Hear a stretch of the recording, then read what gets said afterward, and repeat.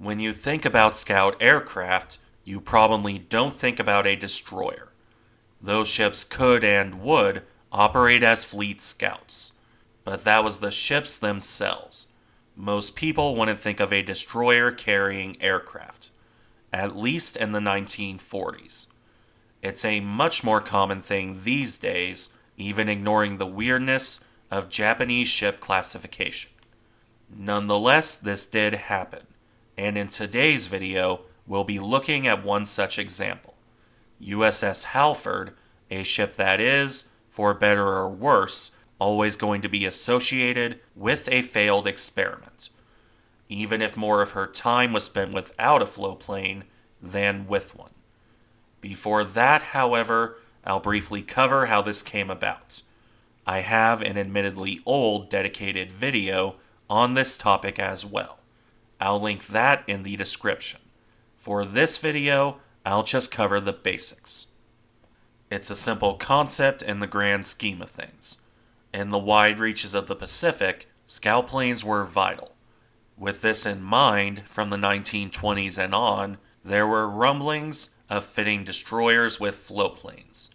This would eventually see several four-stackers converted to seaplane tenders.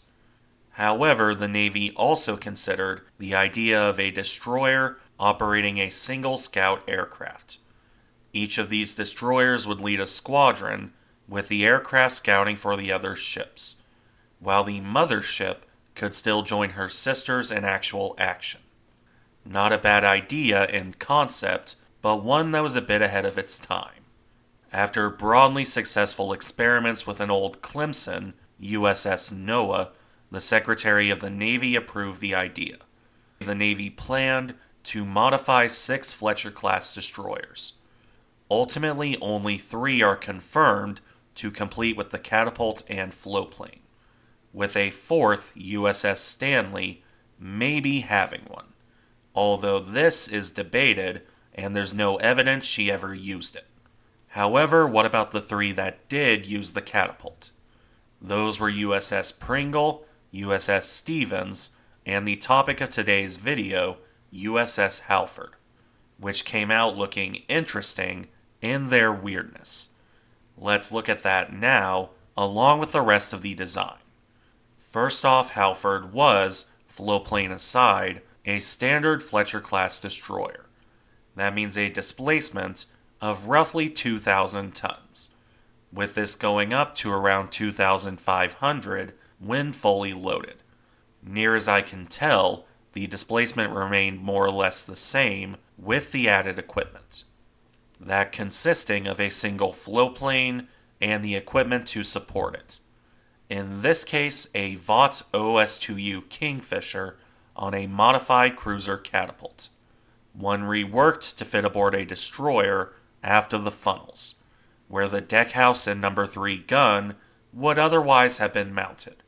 In addition to the plane and catapult, a crane was fitted to recover the aircraft, while the empty magazine space for the number 3 gun was repurposed to carry bombs and depth charges for arming the floatplane, in addition to fuel storage as well, for 2,000 gallons of aviation fuel and 150 gallons of lubricating oil. All of this is very distinctive when looking at the ship, especially compared to a typical Fletcher, or Halford herself when this equipment was removed. In any case with that plane, sacrifices had to be made. As mentioned, Halford lost her number 3 gun mount. This put the ship down to 4 5-inch guns.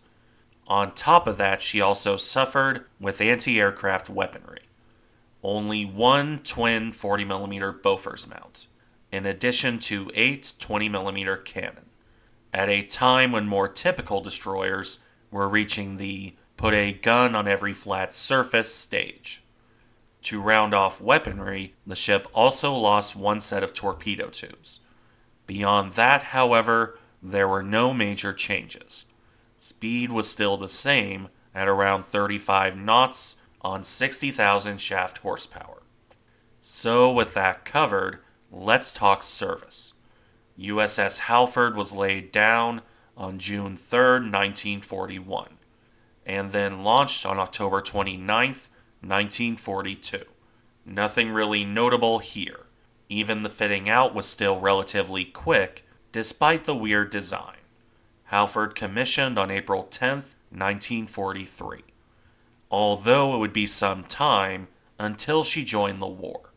The destroyer only left for Pearl Harbor on July 5, 1943, arriving there on July 10th for 3 months of testing her floatplane.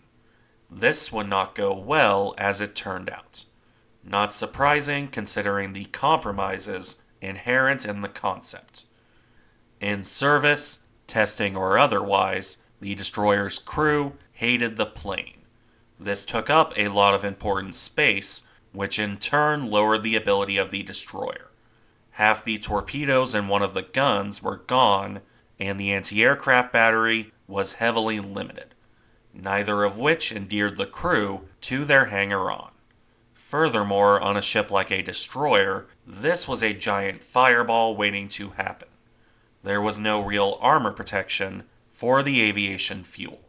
Imagine a ship like this sailing off Samar, which is perhaps an extreme example, but an illustration of the concern. Even operating the aircraft in general was difficult. Recovering and launching required some finicky maneuvering. And on top of all of this, we're into 1943. By this point, there were enough carriers and cruisers that could handle scouting. Was there really any reason for a destroyer to carry a floatplane with the swarm of cruisers and carriers? The Navy certainly didn't think so. Halford sailed to Mare Island Shipyard on October 27, 1943, to have the catapult removed and her weaponry restored. Fortunately, the No. 3 mount had been built and placed in storage, just in case. So this took relatively little time. As a result, Halford, more or less a standard Fletcher now, returned to service on December 6th. However, this service would be fairly typical for the late Pacific War, for better or worse. Halford sailed to the South Pacific to escort convoys to the Solomons, in addition to patrolling off Guadalcanal to watch for submarines. Nothing much happened here until the destroyer moved north. In January 1944, Halford patrolled off New Ireland, hunting for Japanese shipping, along with the odd shore bombardment. After this, the destroyer returned to convoy escort, specifically escorting the 3rd New Zealand Division. This formation set out to invade the Green Islands north of Bougainville. The group arrived on February 15th and disembarked the nearly 6,000 New Zealanders within 2 hours.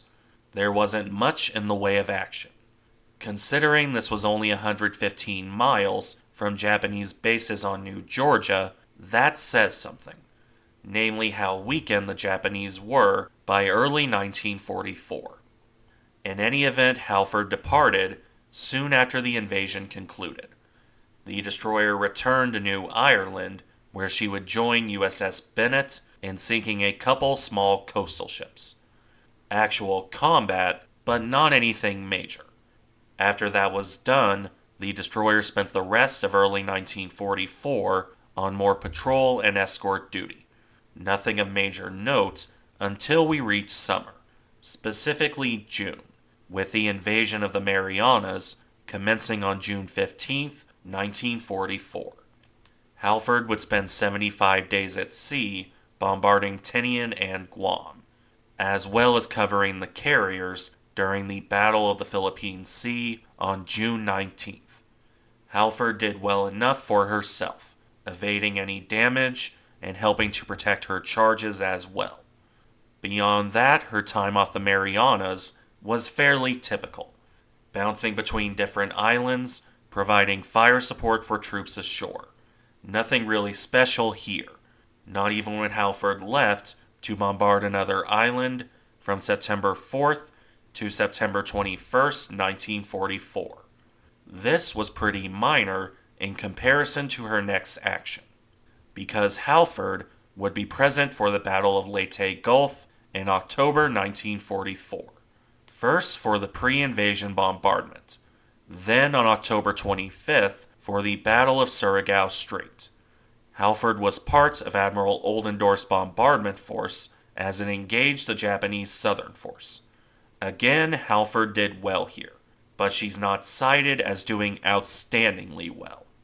Not that this is a bad thing, especially when it came to keeping her crew alive. That said, this would be the last major excitement of Halford's career.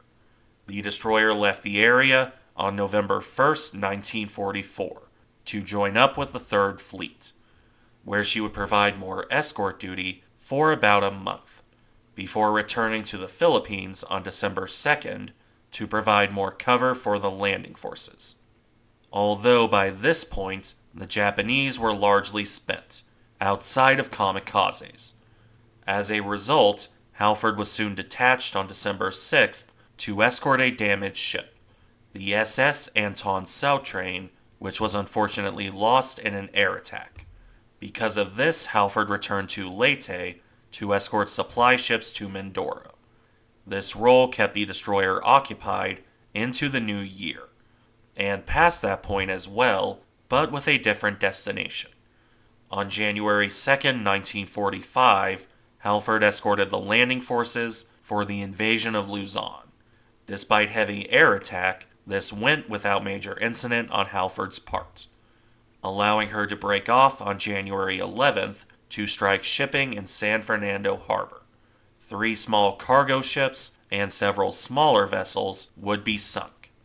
This is, however, where Halford's luck runs out.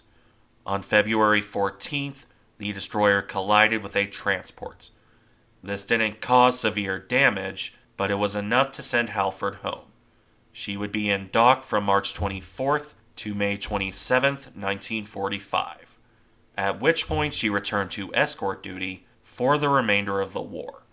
Halford would be based out of the Aleutian Islands when Japan surrendered in August, leading to her joining the occupation fleet for Honshu that arrived in Japan on September 12th. After this, Halford would be decommissioned.